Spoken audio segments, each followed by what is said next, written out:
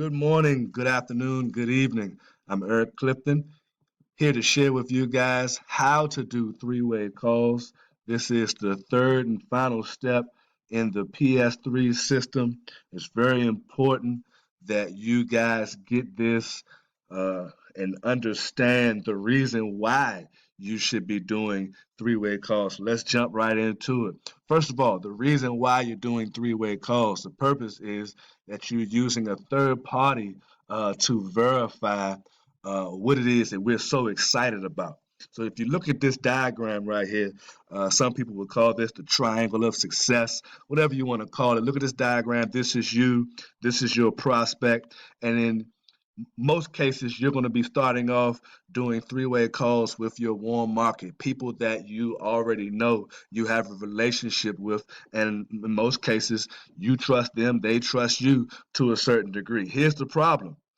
That person, brother, sister, uncle, aunt, coworker, whoever it is, they know you for doing whatever it is you currently do, and they know you for who you are.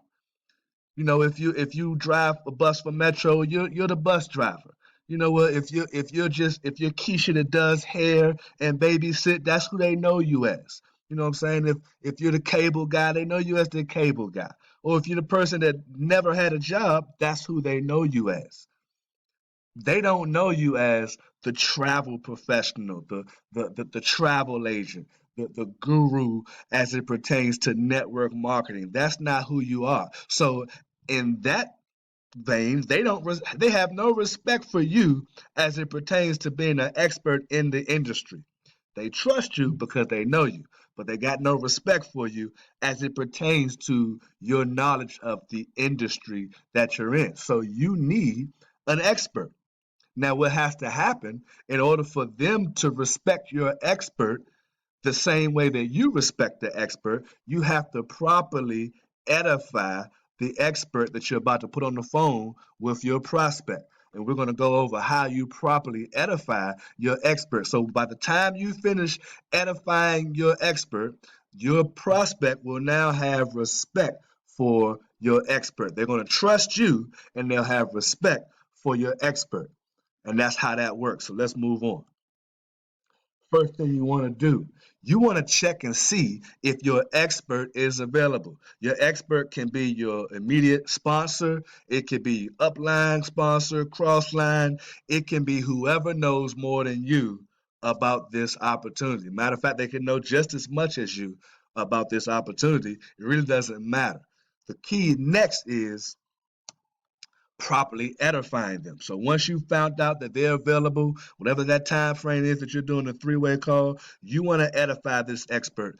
And what I'm giving you right now is the formula for how to edify an expert. So this formula works with anybody, whether you know them well or not. This person knows 100% of the information that you saw. They love helping people. They love to have fun, and they've made a significant amount of income in a short period of time. That can be the truth about anybody. And when you have this formula and you use it with a person that maybe you know a little bit about, you can elaborate a little bit more on some key areas because you got some personal insight on that individual. But if you have no clue who it is, maybe you just met Mr. Smith. Listen, Mr. Smith knows 100% of the information, loves helping people, loves to have fun, and he's made a lot of income in a short period of time.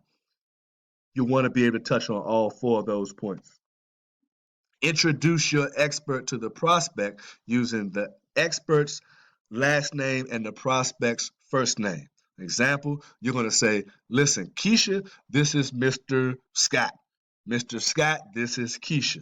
We want to make sure we're maintaining that level of respect. So we're continuing to edify the prospect. I mean, we'll edify the expert above the prospect. We're not going to de-edify the prospect to make them feel like they're small, but we definitely want to continue to edify your expert. And once you've done that introduction, this is the most important thing now. You press the mute button on your phone and say absolutely nothing. Trust me. If I don't care if you've been around 30 years and you know everything about what it is that we're talking about. At this point, you say nothing. Hit the mute button on your phone and allow the expert to continue controlling the conversation. Now, while the expert is controlling the conversation, listening and answering questions, the expert from time to time will have to set up future appointments for you. Maybe he's setting up, he or she, maybe they're setting up the next time this person watches a new video. Maybe they're setting up an appointment for them to come out to a live presentation. Whatever the next step is that the expert has set up for you, it is your job to put it in your calendar while you got the phone on mute. The expert is not going to keep track of that. When the conversation is done and you can't call the expert back and ask them, hey, so what time am I supposed to call them next week? The expert is not keeping track of that. This part is your job. So make sure you're doing it. When the call is over and the expert is finished, this is when you can unmute the phone and thank the expert. Mr. Scott, Mr. Smith, whoever the expert was, thank you for your time. You definitely want to make sure you thank the expert, and you want your prospect to hear you thanking the expert. This is continuing to show respect for the person that was super busy and took the time out to talk to your prospect. You want to confirm any follow-up appointments that the expert has already set up for you. Make sure you're confirming these appointments.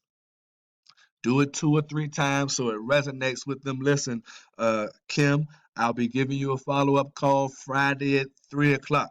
You got that in your calendar? They say yes. Okay, great. Friday at 3 o'clock, talk to you then. Definitely want to make sure that that's what you're doing. Now, the last and most important thing for you to do in conclusion is get off of the phone immediately. Once you've confirmed that follow-up appointment, get off the phone. This is the time when your prospect, especially if they know you already, this is the time when they are going to start probing you and asking you questions now that the expert has gotten off of the phone and you didn't. And this is the time where they will have your back against the wall trying to get you to mess up. And in fact, you will mess up trying to give them answers to their questions. If you do find yourself in this situation, the best thing you can do is say, you know what, that's a great question.